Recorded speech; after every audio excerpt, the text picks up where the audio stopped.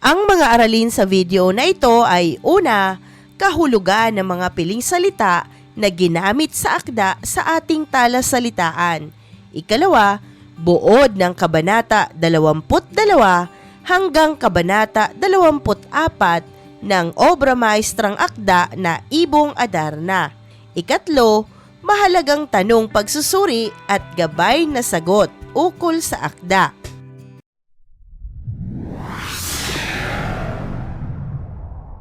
Dumako na tayo sa unang bahagi, ang talasalitaan. Alamin natin ang kahulugan ng mga piling salita na ginamit sa kabanata. Unang bilang, mugto. Namamaga ang mata dulot ng labis na pag-iyak. Ikalawa, pagtangis.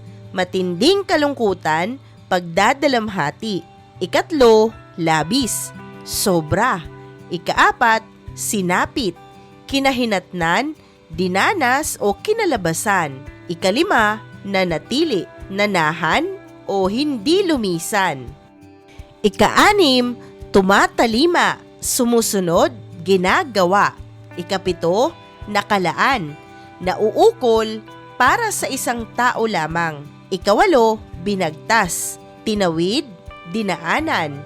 Ikasyam, pakay, sadya, nais, layunin, hangad. Ikasampo, nakababatid, nakakaalam. Kabanata 22, ang himutok ni Don Pedro. Sa silid mula sa palasyo, naroon si Leonora. Mag-isa, mugto na ang mga mata at patuloy sa pagtangis.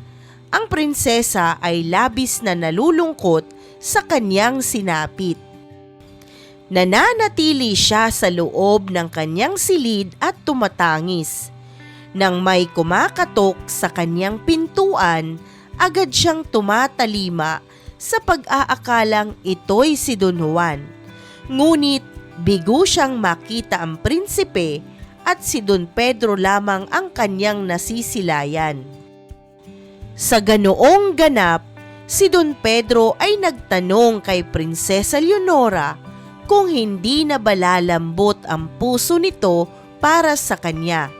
Sumagot naman ito na tanging si Don Juan lamang ang nilalaman ng kanyang puso at ang kanyang pag-ibig ay nakalaan lamang para sa prinsipe. Nagpatuloy ang ganong kalagayan. Sa tuwing siya'y dinadalaw ni Don Pedro, hindi niya ito pinagbubuksan ng pintuan. Kabanata 23, ang paghahanap sa Reino de los Cristal. Sa kabilang dako, nakalimang buwan na ang paglalakbay ni Don Juan. 7 bundok na ang kanyang binagtas. Samut-sari na ang kanyang hirap. Saka pa lamang narating ang kanyang pakay. Sumalubong sa kanya sa gitna ng kabundukan ang ermitanyong sinabi ng matanda sa kanya. May balbas na hanggang bewang at tila nakakatakot ito kung pagmamasdan. Nakipag-usap si Don Juan sa ermitanyo at sinabing hinahanap niya ang Reino de los Cristales at may nakapagsabing siya lamang ang nakababatid kung ito'y nasaan. Tumugon naman ang ermitanyo sa kanya, makinig kang mabuti at ituturo ko sa iyo. Tumungo ka sa pampitong bundok mula rito at doon ay may matanda kang daratnan. Ibigay mo itong baro ko sa kanya, baka sakaling ikaw ay kanyang matulungan. Matapos nilang makapag-usap, tinawag ng ermitanyo ang mahiwagang ibong Olicornio na maghahatid kay Don Juan sa paroroonan. Agad na lumipad ito at mabilis na tinungo ang bundok. Pagdating nila sa lugar, nakita niya ang sinasabing ermitanyo. Kaagad na inabot ni Don Juan ang damit mula sa isa pang ermitanyong nakausap niya sa kabilang 7 bundok. Sinabi niya rito ang kanyang pakay. Di naman siya nabigo. Ang matanda ay tumawag ng isa sa kanyang mga ibon. Tinanong ang agila kung nararating ba nila ang Reino de los Cristales at saan ito mahahanap. Sumagot ang agila. Sinabi nitong isa itong napakagandang lugar. Ang matandang ermitanyo ay nagwika na si Don Juan ay maghanda sapagkat mararating niya ang lugar at matutupad na ang kanyang nais.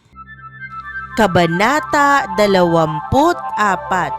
Pagsapit sa Reino de los Cristales. Ang mabait na ermitanyo ay pinaghanda na ang agila na magdadala kay Don Juan sa lugar.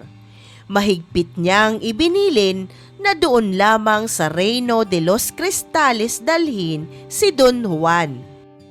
Sakay ng agila, lumipad sila patungo sa lugar. Naubos na ang kanilang baon nang makarating sa isang batisan. Ang agila ay nagwika na dito naliligo ang prinsesang kanyang pakay. Bago ito lumisan, ang agila ay naghabilin kay Don Juan. Tiyak na sa ika-4 na madaling araw, ang prinsesa ay darating upang maligo. Ito raw ang kaugalian ng mga katutubo sa lugar. Habilin pa nito na husayan niyang magtago upang hindi siya mabigo. Iyong napakinggan ang buod ng Kabanata 22 hanggang Kabanata 24 ng Ibong Adarna. Dumako tayo sa huling bahagi ng aralin, ang mahalagang tanong, pagsusuri at gabay na sagot ukol sa akda. Narito na ang tanong, ano ang mauunawaang mensahe ng mga kabanata tungkol sa pag-ibig? Narito ang maaari mong maging gabay na sagot. Sa Kabanata 22, ipinakita kung gaano kasakit sa isang tao ang masawi sa pag-ibig. Inilahad ang maaaring mangyari sa damdamin, kalagayang pisikal, mental at emosyonal ng isang taong nasaktan. Maaaring katulad ni Leonora, magmukmok at patuloy na tumangis na lamang. Walang nakatitiyak kung kailan siya magiging maayos ang pakiramdam at kung kailan matatapos ang kanyang pagdadalamhati. Sa mga sumunod na kabanata, ipinakita naman kung gaano naghintay at nasaktan ang taong umiibig sa isang taong mayroon ng iniibig katulad ng katauhan ni Don Pedro. Patuloy niyang sinusuyo si Leonora bagamat ayaw siya nitong pagbuksan man lamang ng pintuan. Ang kanyang pagtiyatiyaga ay nagpapakita ng tunay na senaryo sa totoong buhay, lalo na sa mga taong nanliligaw pa lamang. Walang katiyakan kung mapapaibig ba nila ang napupusuan o hindi. Sa mga sumunod na pangyayari naman, ipinakita kung paanong ang taong nasawi sa pag-ibig ay muling binangon ang sarili at naghanap ng bagong kapalaran katulad ng ginawa ni Don Juan. Sa kabila ng kasawian, hindi siya nawala ng pag-asa na maaari pa rin siyang makahanap ng bagong pag-ibig sa ibang panahon at pagkakataon ng kanyang buhay. Tatlong senaryo ng tao na may kinalaman sa pag-ibig ang binahagi sa mga kabanatang ito. Sa kabuuan, inilalahad na hindi natatapos ang buhay, determinasyon at direksyon tungo sa pagpapaunlad ng sarili sa pag-ibig lamang. Mahalagang pagbutihan natin kung paano pang mapaunlad ang sarili at maging produktibong bahagi ng isang pamayanan. Isang mahalagang aralin muli ang iyong napanood. Maraming salamat sa panonood sa channel na Aralin sa Filipino. Huwag mag-atubiling mag-comment ng inyong tanong, suggestions o paglilinaw ukol sa aralin.